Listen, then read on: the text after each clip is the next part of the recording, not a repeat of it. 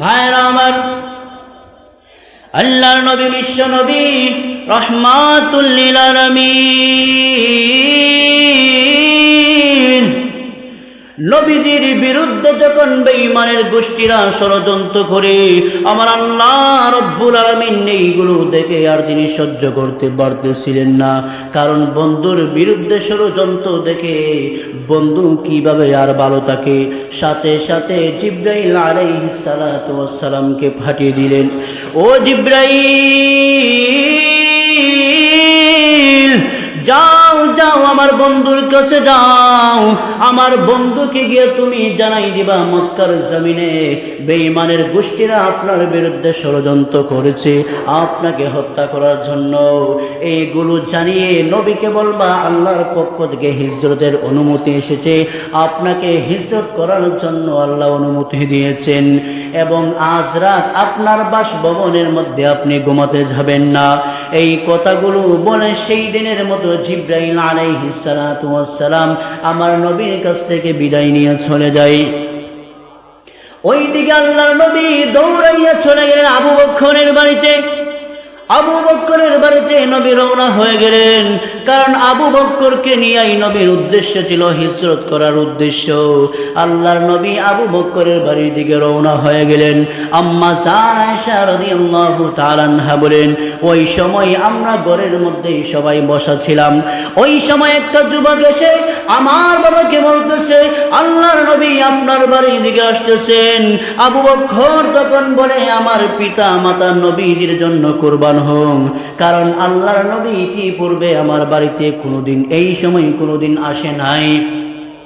আজকে যেহেতু আমার বাড়িতে আসতেছে, নিশ্চয়ই কোনো গুরুত্বপূর্ণ কাজের জন্যই আমার বাড়িতে আসতেছে। আল্লাহর নবী আবু বকরের বাড়ির কাছে যখন গিয়ে পৌঁছলেন, আবু বকরকে ডাক দিয়ে বলেন, ও আবু বকর,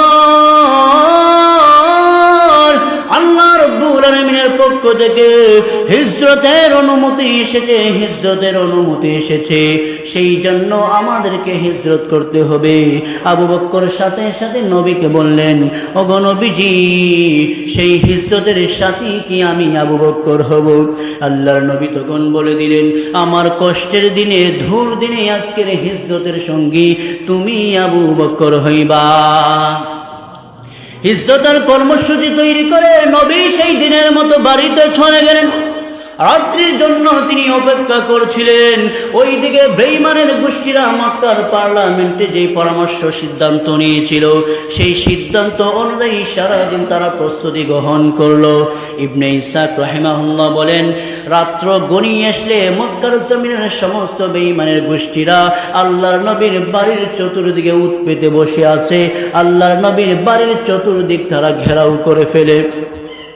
বেঈমানের গোষ্ঠীরা তারা মনে প্রাণে বিশ্বাস করছিল, আমাদের আজকের এই ষড়যন্ত্র অবশ্যই সফল হবে।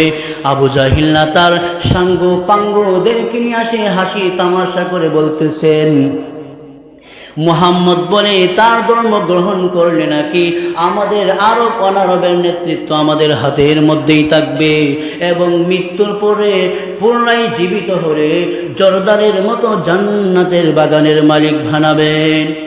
এইভাবে রং তামাশা করতেছিল। ওইদিকে আল্লাহ রাব্বুল আলামিন সব কিছুই তিনি চেয়ে চেয়ে তিনি পর্যবেক্ষণ করতেছিলেন। যে রব্বে করিম, আমার রব্বে করিম হলেন দুনিয়ার জমিনের বাদশাহ, দুনিয়া আখিরাতের উভয় জগতের বাদশাহ।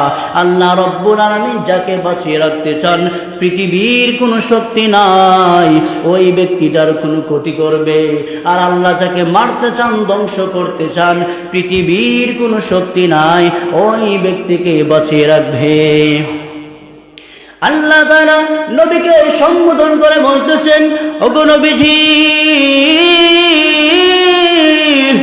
আল্লাহ রাব্বুল আলামিন কোরআনুল কারীমের মধ্যে বলেন, ওয়া ইয ইয়ামকুরু বিকাল্লাযীনা কাফারু লিয়ুসবিতুকা আও ইয়াকতুলুকা আও ইখরিজুকা ওয়া ইয়ামকুরুনা ওয়া ইয়ামকুরুল্লাহ ওয়াল্লাহু খায়রুল মাকিরিন। আমার আল্লাহ রাব্বুল আলামিন আল্লাহ কোরআনের মধ্যে নবীকে সম্বোধন করে বলতেছেন, নবী স্মরণ করেন বেঈমানের গোষ্ঠীরা আপনার বিরুদ্ধে ষড়যন্ত্র করে আপনাকে হত্যা করার জন্য, আপনাকে দেশান্তর করার জন্য, আপনাকে বন্দী করার জন্য, কিন্তু আমার আল্লাহ রব্বুল আলামিন কৌশল অবলম্বন করেন, আর আমার আল্লাহ হলেন কৌশল অবলম্বনকারীদের মধ্যেই সর্বশ্রেষ্ঠ। ওইদিকে বেঈমানের গোষ্ঠীরা তারা তাদের চূড়ান্ত পর্যায়ের যে প্রচেষ্টা ছিল তা সত্ত্বেও তারা সেই দিন সফল হতে পারে নাই। এই নাজুক পরিস্থিতিতে আল্লাহর নবী আবু বকরকে আলী রাদিয়াল্লাহু তাআলা আনহুকে বললেন, আজ রাত তুমি সবুজ হাতরামি চাদরটি গায়ে দিয়ে আমার বিছানার মধ্যে তুমি শুয়ে থাকবা, বেঈমানের গোষ্ঠীরা তোমার কোনো ক্ষতি করতে পারবে না। আল্লাহর নবী রাতের বেলা, রাত যখন গড়িয়ে আসে, দরজাটা খুলে নবী তখন ঘর থেকে বের হয়ে যায়। এক মুষ্টি বালু নবী হাতের মধ্যে নিয়ে কোরআনের আয়াত পড়তে শুরু করে দিলেন, ওয়াজআলনা মিন বাইনি আইদিহিম সাদ্দান ওয়া মিন খালফিহিম সাদ্দান ফাআগশাইনাহুম ফাহুম লা ইউবসিরুন। আল্লাহর নবী যখন এই আয়াতটা পড়ে, যখন সেই এক মুষ্টি বালু হাতে নিয়ে যখন বেঈমানের গোষ্ঠীদের মধ্যে ছুঁড়ে মারলেন, সাথে সাথে বেঈমানের গোষ্ঠীরা সবাই আল্লাহর হুকুমে সমস্ত ব্যক্তিরা সেই দিন অন্ধ হয়ে যায়। আমার নবী সেই দিন ঘর থেকে বেরিয়ে তিনি দৌড়াইয়া চলে গেলেন আবু বকরের বাড়িতে।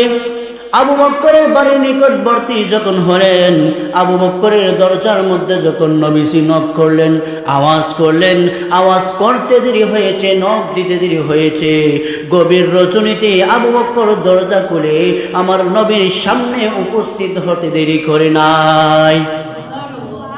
আল্লাহর নবী তো অবাক হয়ে গেলেন, ডাক দিয়ে বলতেছেন, ও আবু বকর,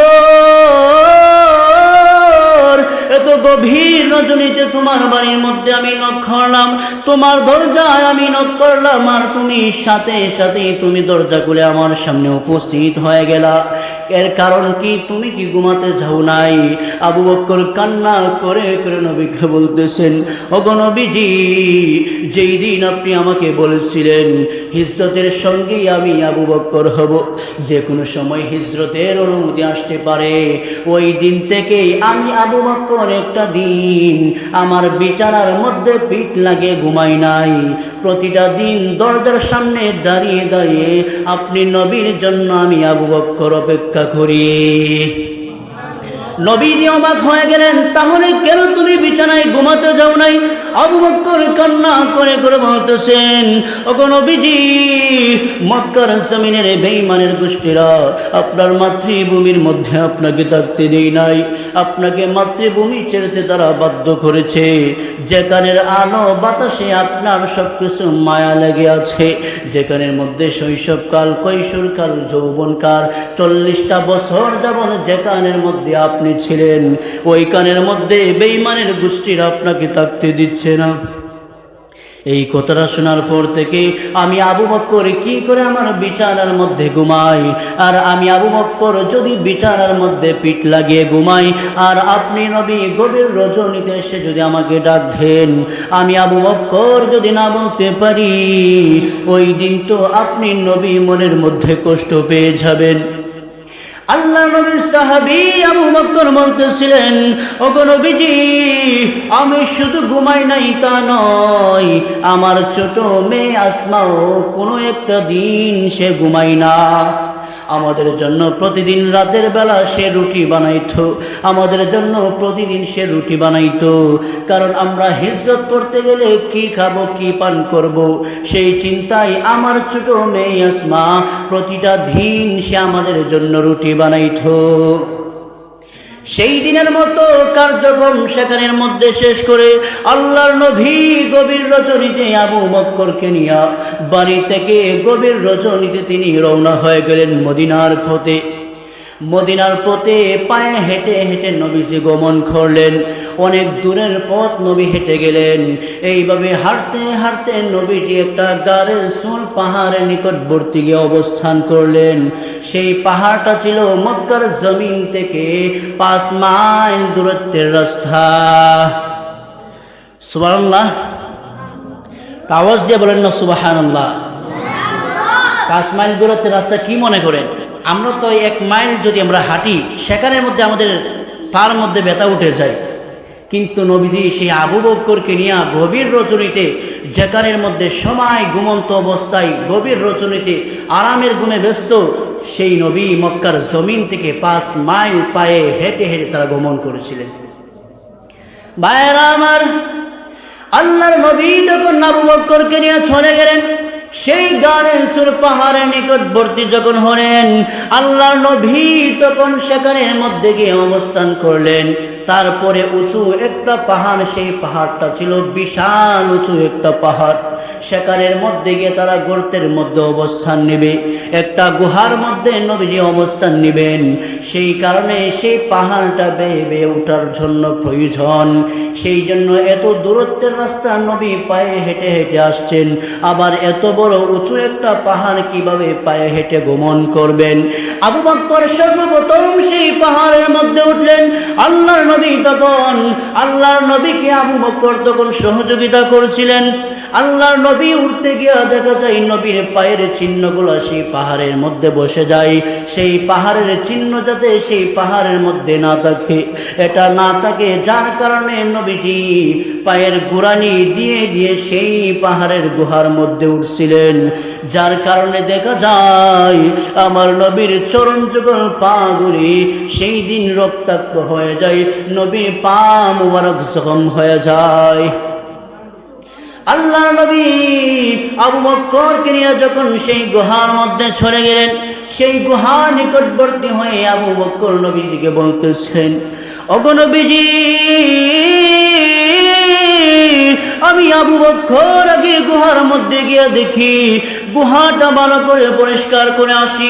গুহার মধ্যে যদি কোনো কিছু থাকে তাহলে সেটার মোকাবেলা যেন আমি আবু বকরের সাথে হই, কারণ আপনার কোনো ক্ষতি হবে, আপনার কোনো আঘাত লাগবে, ক্ষতি হবে, আমি আবু বকর সহ্য করতে পারবো না।